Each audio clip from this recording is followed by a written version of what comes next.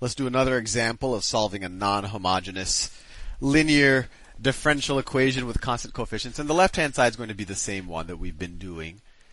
The second derivative of y minus 3 times the first derivative minus 4 times the y is equal to, and now instead of having an exponential function or a trigonometric function, we'll just have a simple, well, it just looks like a x squared term, but it's a polynomial, right?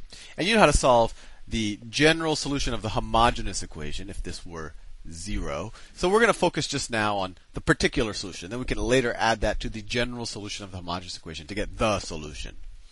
So what's a good guess for a particular solution?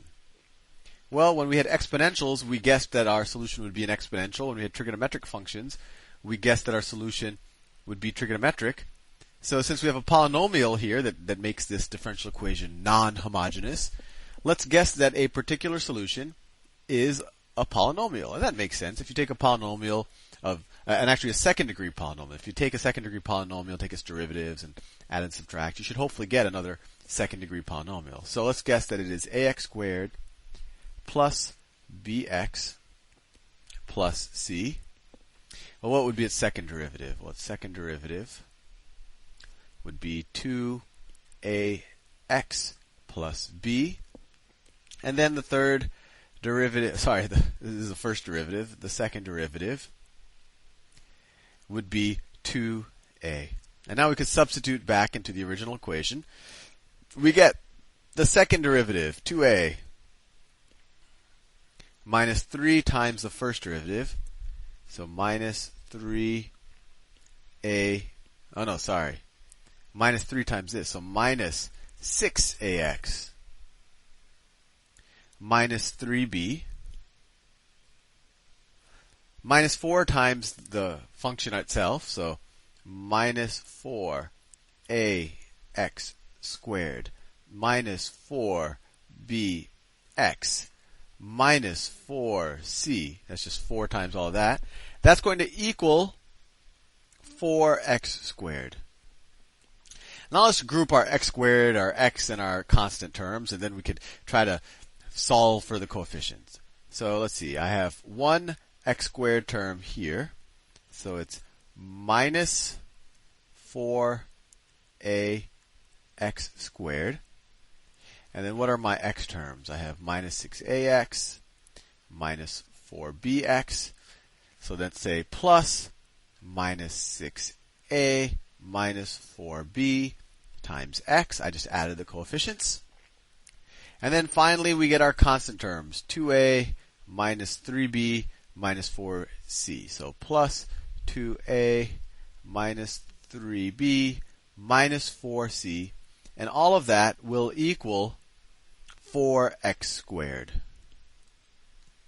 4x squared.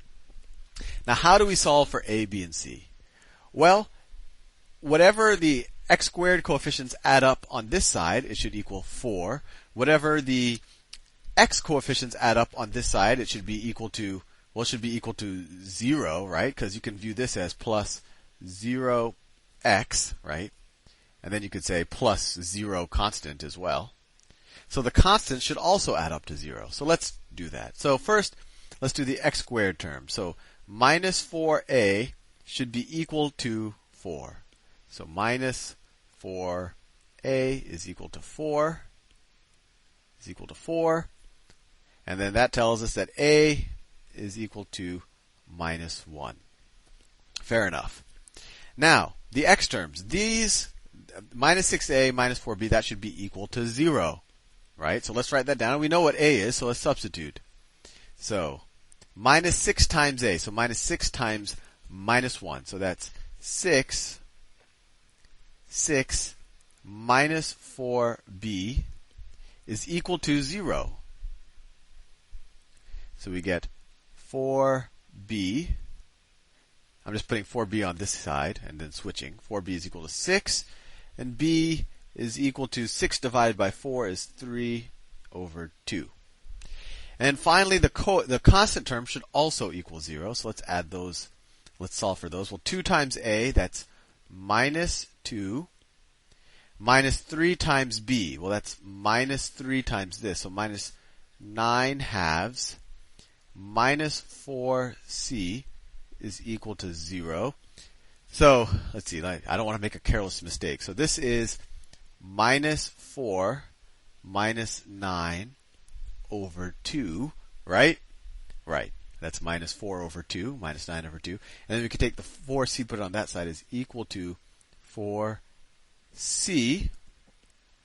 And that's what's minus 4 minus 9? That's minus 13 over 2. So minus 13 over 2. Right, minus 13 over 2 is equal to 4c. Or c, divide both sides by 4. And then you get c is equal to minus 13 over 8. Minus 13 over 8. And I think I haven't made a careless mistake. So if I haven't, then our particular solution we now know. And actually, let's just write it in well, let me write the whole solution. So, and this is a nice stretch of horizontal real estate. So let's write our solution. Our solution is going to be equal to the particular solution, which is ax squared. So that's minus 1x squared. So minus 1x squared, right? Ax squared plus bx plus 3 halves x plus c minus 13 over 8. So this is the particular solution. We solved for a, b, and c. We determined the undetermined coefficients. And now if we want the general solution, we add to that the general solution of the homogeneous equation. The general solution of the homogeneous equation, what was that? Y prime minus 3y prime minus 4y is equal to 0.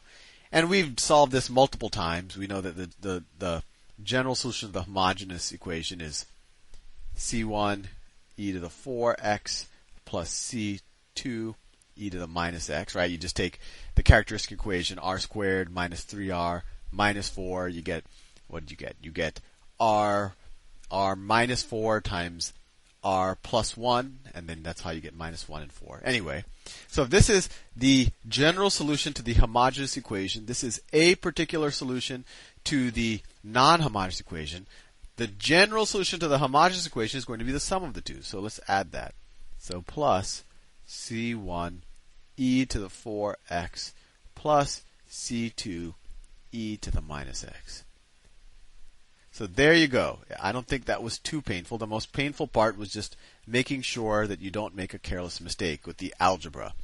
But using a fairly straightforward, really algebraic technique, we were able to get a fairly fancy solution to this second order linear non-homogeneous differential equation with constant coefficients. See you in the next video.